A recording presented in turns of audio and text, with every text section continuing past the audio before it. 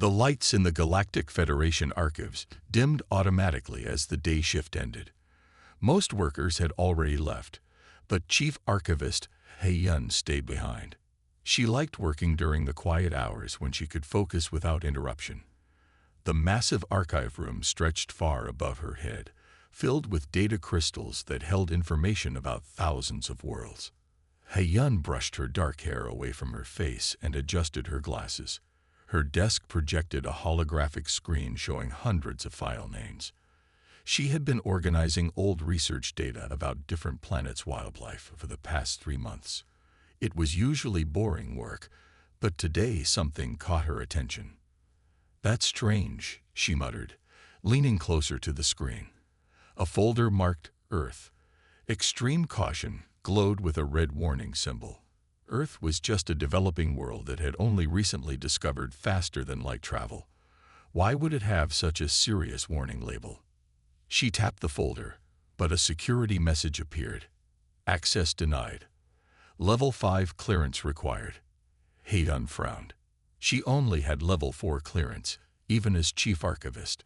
She needed help to open these files. He-Yun reached for her communicator and called the one person she knew who had level 5 access. "Ta-1, are you still in the building? I found something interesting." A few minutes later, senior researcher Ta-1 walked into the archive room. He was tall and thin, wearing the white uniform of the research division. "This better be good, He-Yun. I was about to leave for dinner," he said with a smile. "Look at this," she said, pointing to the screen. "Why would Earth's wildlife files need such high security?" Tai-1's smile faded as he looked at the warning label. He placed his hand on the scanner, and the folder opened. Hundreds of documents and videos appeared in the air around them. "These are research files from the first galactic survey of Earth," Tai-1 explained. "They're from 50 years ago, before we made contact with humans." He-Yun started opening files at random. Her eyes grew wider with each new document she read. "This can't be right," she said. "According to these reports, Earth's animals have natural weapons more powerful than our military technology." She opened a video file. It showed a small creature underwater, no bigger than her hand. The label identified it as a mantis shrimp. The video played in slow motion as the creature struck at its prey. The force of its strike created a flash of light and a shockwave in the water. "The strike force of this tiny animal," He-Yun read from the data, "is equal to a military-grade plasma cutter. That's impossible.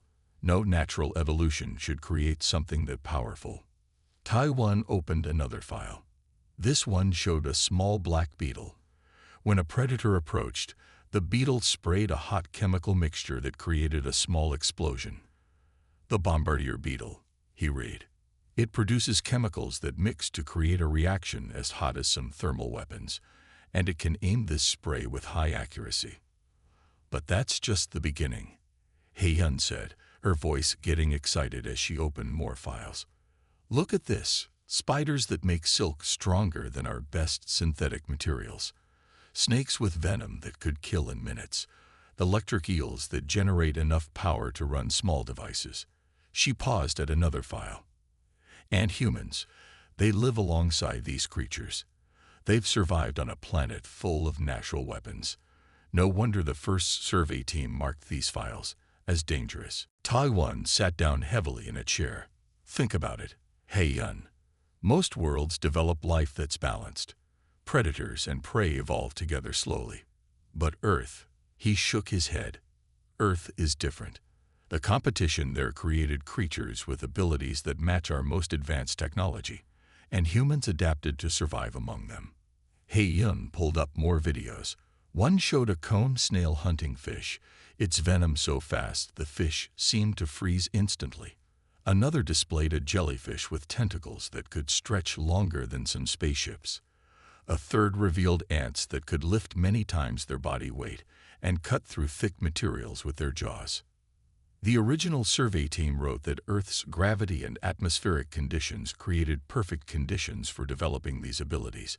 He-Yun read, "The constant competition between species pushed them to evolve more and more effective weapons and defenses." She turned to another screen showing human cities. But look at this. Humans built their civilization right in the middle of all this. They learned to avoid some creatures, protect themselves from others, and even keep some as pets. The report says this might show humans have unusual adaptation abilities. Taiwan started copying important files to his personal device. "We need to report this to Security Director Du Yun," he said. "These files were classified for a reason. If humans learn to copy these natural weapons, they already are." He Yun interrupted, opening a recent report. "Look at these research papers from Earth. They're studying spider silk to make better armor. They're copying gecko feet to make climbing devices. They're even researching how electric eels make electricity to improve medical devices." The lights in the archive room flickered slightly, as if emphasizing the importance of their discovery. He Yun sat back in her chair, thinking about what they had found. Earth wasn't just another developing world. It was a planet that had created creatures more dangerous than some weapons, and its people had not only survived but learned to live alongside them. "The question is," Taiwan said quietly, "what do we do with this information? The Security Council will want to know that humans have access to all these natural weapons. Some members might see Earth as a threat." He Yun looked at the screens floating around them, showing creatures both beautiful and dangerous. "Or maybe," she said slowly, "we could learn from them. If humans can study these animals for peaceful purposes, maybe we can too." Taiwan nodded, but he still looked worried. "We should prepare a report for Director Du Yun. But let's be careful how we present this. We don't want to start a panic about Earth." They spent the next few hours organizing the most important files. He Yun focused on examples showing how humans used their knowledge of animals to create helpful things, while Taiwan gathered data about the animals' capabilities. As they worked, He Yun couldn't help but feel excited. Yes, these creatures were dangerous, but they were also amazing examples of what nature could create, and humans had found ways to learn from them without destroying them. "Maybe that's the real discovery here," she said to Taiwan as they finished their report. "Not just that Earth has dangerous creatures, but that humans found a way to live with them and learn from them." Taiwan smiled slightly. "Let's hope the Security Council sees it that way. We'll present our findings tomorrow morning." As they left the archive room, He Yun took one last look at the screens showing Earth's incredible creatures. She had a feeling this discovery would change how the Galactic Federation saw both Earth and its people. The question was, would it bring their worlds closer together or push them apart? The automatic lights dimmed behind them, leaving the archive room dark except for the soft glow of data crystals. Inside them, the files about Earth's amazing animals waited to be studied again, holding secrets that could either frighten or inspire the galaxy. Security Director Du Yun's office was on the highest floor of the Galactic Federation building. The morning sun shone through the large windows, making the room bright and warm. Du Yun sat at her desk, reading He Yun and Taiwan's report for the third time. Her face showed no emotion, but her fingers tapped nervously on her desk. "You're absolutely sure about these findings?" she asked, looking up at He Yun and Taiwan, who stood before her desk. "Yes, Director," He Yun answered. "We checked everything 3 times. The data is correct." Du Yun pressed a button on her desk. "Send Intelligence Officer Jiaho to my office immediately," she spoke into the communicator, "and call an emergency meeting of the Security Committee." While they waited, Du Yun showed them more recent videos from Earth. These showed scientists in laboratories studying the animals they had discovered in the archives. In one video, researchers tested the strength of spider silk by trying to break it with heavy weights. In another, they examined the shell of a mantis shrimp under powerful microscopes. "Humans are learning quickly," Du Yun said. "Too quickly." Intelligence Officer Jiaho arrived a few minutes later. He was shorter than Taiwan, but moved with the quiet confidence of someone used to handling dangerous situations. Du Yun showed him the report. "We need to know everything about Earth's research into these creatures," she told him. How close are they to copying these natural weapons? Jaiho pulled out his data pad and projected several images into the air. These are from last month, he said. Human scientists have already created new materials based on spider silk. They're testing adhesives that work like gecko feet. Some Earth militaries are very interested in these discoveries. The door opened again, and members of the security committee began to enter the room. They were representatives from different planets in the Federation. Some looked worried, others curious. Diplomatic liaison Sangmai was the last to arrive. She was known for being calm even in difficult situations. Du Yun stood up to address the committee. Yesterday, our archives team discovered something concerning about Earth, she began. She showed them the videos and data that He Yun and Taiwan had found. The room grew noisy as committee members started talking all at once. We must restrict Earth immediately. One member shouted, "They're too dangerous. Their animals are living weapons." Another added, "What if they learn to copy all these abilities?" "Think about it," a third member said.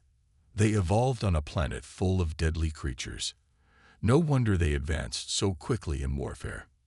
Sangmai raised her hand for silence. When everyone quieted down, she spoke softly but firmly. "We're looking at this the wrong way," she said. "Yes, Earth's animals have amazing abilities, but look at how humans are using this knowledge." She pulled up more recent research files. They're studying spider silk to make better medical supplies, not just armor. They're learning from electric eels to help treat heart problems. They're even using snake venom to make new medicines. That doesn't matter, someone argued. They could still use these discoveries to make weapons. Any technology can be used as a weapon, Sangmai replied. What matters is how people choose to use it. He Yun stepped forward. "If I may speak," she said. Du Yun nodded, and He Yun continued. "In the archives, we found something interesting about humans. They don't just try to control or destroy dangerous creatures. They study them, learn from them, and often protect them." She showed a new video of a human wildlife sanctuary. They set aside large areas of land to protect these animals, even the dangerous ones. They understand that each creature has a place in nature. Jaiho interrupted with more data. "But our latest intelligence shows increasing military interest in biomimetic research. That means copying biological systems. Several Earth nations are funding these studies." The discussion continued for hours. Some committee members wanted to restrict Earth's research.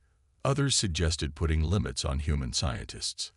A few even wanted to remove all information about Earth's animals from human databases, though everyone agreed that would be impossible now. While the committee argued, He Yun and Taiwan continued studying the archive files. They found more examples of unique Earth creatures. Ants that could build living bridges with their bodies, beetles with shells stronger than some spacecraft materials, and birds that could fly in ways that defied their best engineering principles. "Look at this," Taiwan said quietly to He Yun, showing her a new file. It was about how humans had learned to make better boats by studying how fish swim, better planes by watching birds, and better robots by copying how animals move. They're not just copying weapons, He Yun realized. They're learning from everything in nature. Meanwhile, the committee's debate had turned to a new concern. If we restrict Earth now, Sangmai was saying, we risk pushing them away. They might continue their research in secret, without our guidance or influence. Wouldn't it be better to work with them? Du Yun stood up again. "We need to make a decision," she said. "Earth is advancing quickly. Every day, they learn more about their planet's unique creatures. We can either treat them as a threat or try to guide them toward peaceful use of this knowledge." The room grew quiet as everyone thought about this choice. Earth was still new to galactic society. How they handled this situation could affect relationships between humans and other species for centuries to come. Suddenly, an urgent message appeared on Du Yun's screen. Her face turned serious as she read it. "We may have waited too long to decide," she said. "Our monitoring systems have detected unusual activity around Earth. They know we're watching them." The committee members looked at each other with concern. Ji-ho checked his datapad and nodded. "Confirmed," he said. "Earth's governments have noticed our increased surveillance. They're asking questions." "Then we need to decide now," Sang-mai said firmly. "Do we treat Earth as a threat because their wildlife is dangerous? Or do we admit we've been watching them and try to work together?" Before anyone could answer, another message appeared. This one was direct from Earth's ambassador Min-soo. The message was simple but firm. "We know you're monitoring our research. We request an immediate explanation." Do-yeon looked around the room at the committee members, then at Hae-yeon and Taiwan, who had started this discovery, and finally at Sang-mai, who advocated for cooperation. The next few minutes would decide whether Earth became an ally or an enemy. "Perhaps," Hae-yeon suggested quietly, "we should show them what we found in the archives. Let them understand why we were concerned, but also show that we see the potential for peaceful cooperation." The room fell silent as everyone considered this option. The morning sun had moved across the sky, and now the office was in shadow. Like the room itself, the future of Earth's relationship with the Galactic Federation hung in the balance, waiting for their decision. The meeting room in the Earth Embassy was much smaller than Do-yeon's office. Ambassador Min-soo sat at one end of a long table, looking at the Federation representatives with calm but serious eyes. Research Director Yoon-ji sat beside him, surrounded by tablets showing scientific data. Hae-yeon noticed that the walls of the room had pictures of Earth's animals. There were photographs of eagles soaring through mountains, dolphins jumping in oceans, and even some of the creatures they had found in the archives. The mantis shrimp had its own large picture, its colorful shell shining under ocean waters. "So," Min-soo said after reviewing the archive files, "you've been worried about our animals." His voice was steady, showing neither anger nor fear. "You think we're turning them into weapons." Do-yeon started to explain, but Min-soo raised his hand. "Before you continue, I think you should see something. Director Yoon-ji, please show them our current projects." Yoon-ji stood up and touched a control panel. The room's lights dimmed, and three-dimensional images filled the air around them. The first showed a hospital room where doctors were using a new type of bandage. "This is spider silk bandage," Yoon-ji explained. "It's stronger than normal bandages, but so light and thin that wounds heal better. We learned this from studying how spiders make their webs." She changed the image to show a rescue worker climbing up a smooth wall. "These gloves copy how geckos climb. We use them to help save people from tall buildings during emergencies." More images appeared. New medicines made from snake venom that helped stop blood clots, special cameras that worked like mantis shrimp eyes to detect cancer cells, and underwater vehicles that moved like fish to study the ocean without disturbing sea life. "You see," Min-soo said, "we don't see our animals as weapons. We see them as teachers." Hae-yeon looked at the images with growing interest.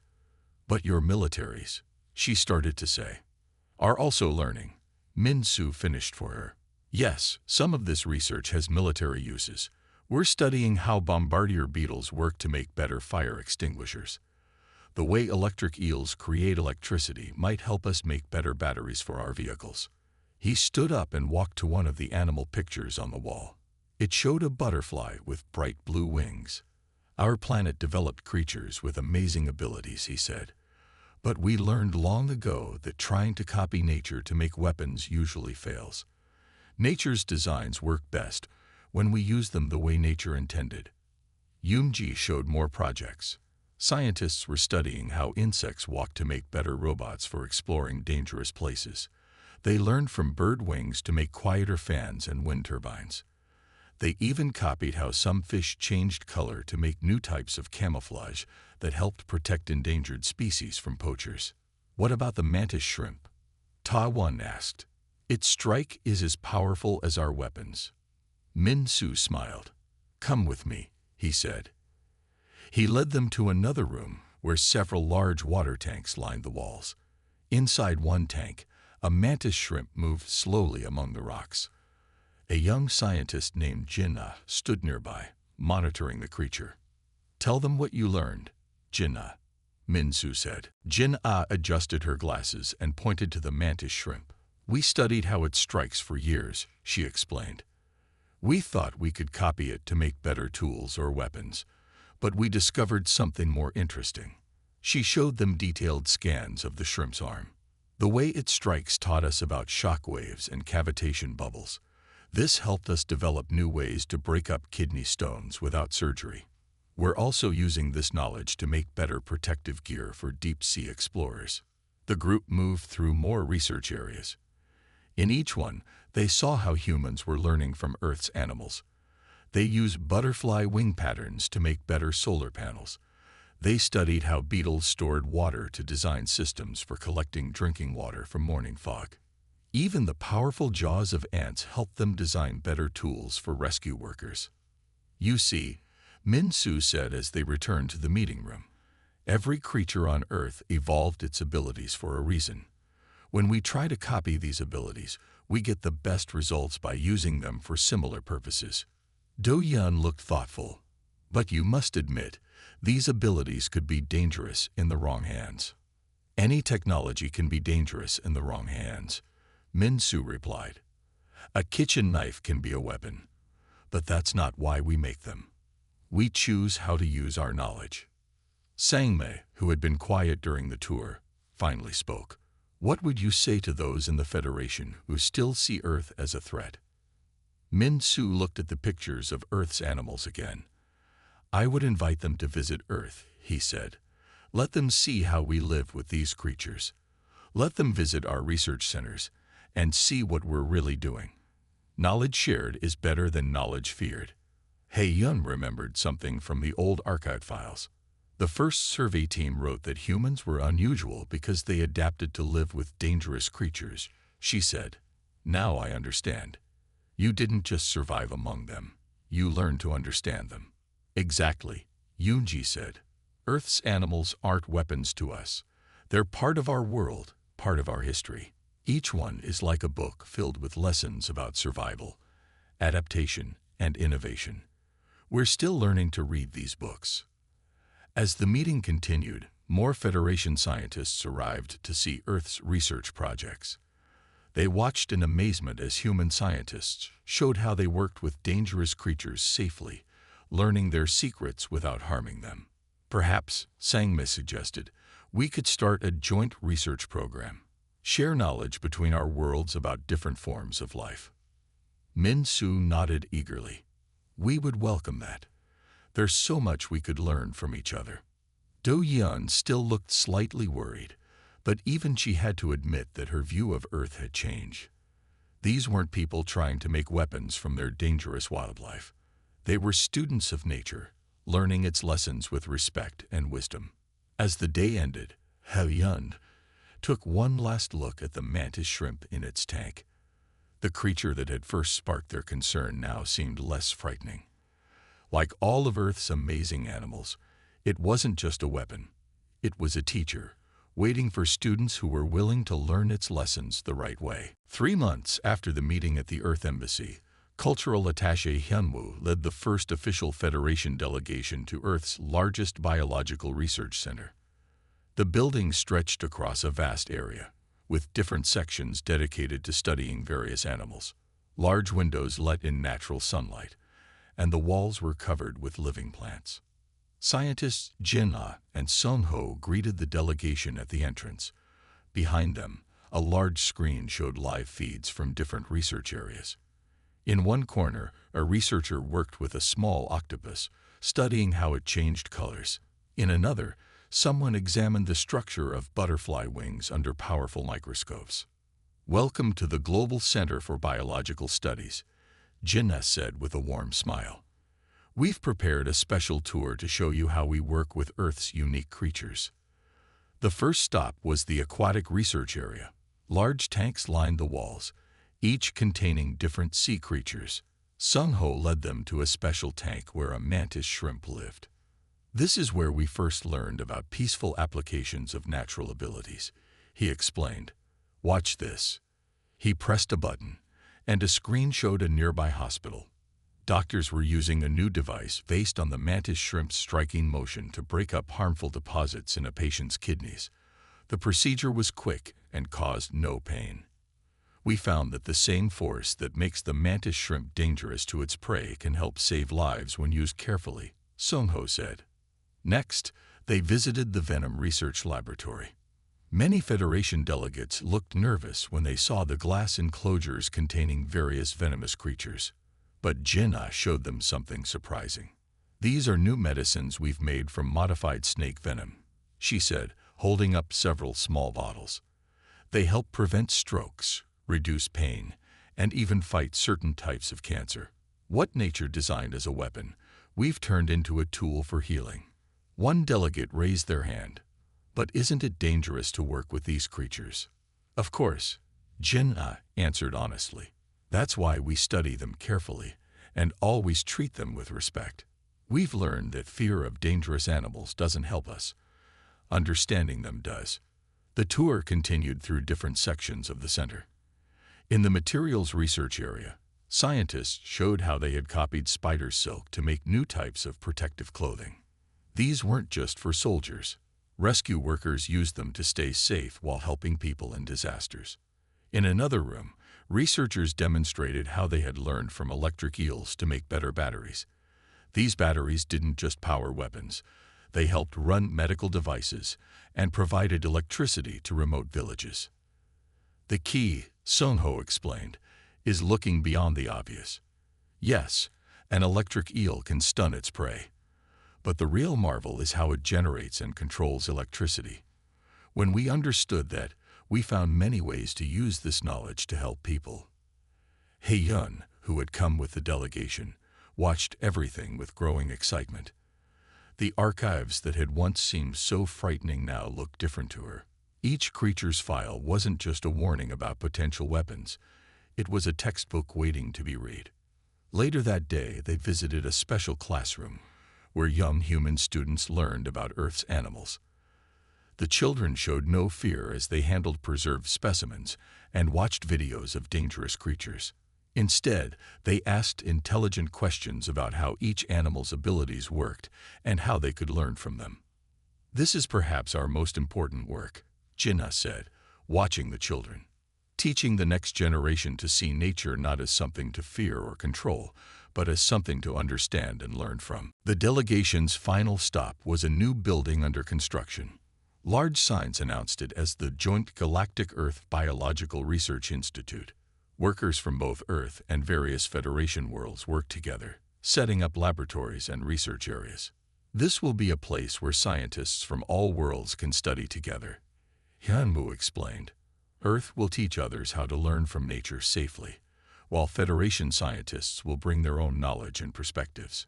That evening, the delegation gathered for a closing ceremony. The room's walls showed images of Earth's remarkable creatures alongside similar species from other worlds. Scientists from Earth and the Federation already sat together, sharing ideas and planning future projects. Hae-yun stood with Tae-won, watching everyone interact. "Remember when we first found those files in the archive?" she asked. "We thought we had discovered something dangerous." "We did," Tae-won replied. "But we didn't understand what kind of danger it really was." "What do you mean?" "The real danger wasn't Earth's animals or what humans might do with them. It was our own fear and lack of understanding. We almost let that push us away from something amazing."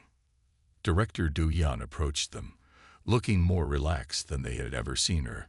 "The Security Council has officially changed Earth's classification," she announced. "They're no longer listed as a potential threat. Instead, they're now classified as an advanced biological research center." Ambassador Min-soo joined them, along with Jin-ah and Sung-ho. "We've already received research requests from 20 different Federation worlds," he said proudly. "Everyone wants to learn how we study dangerous creatures safely. And we want to learn from you too," Jin-ah added. "The Federation must have amazing creatures on other worlds. Think what we could learn from each other." As the ceremony continued, Hae-yun walked to a window and looked out at the Earth's night sky.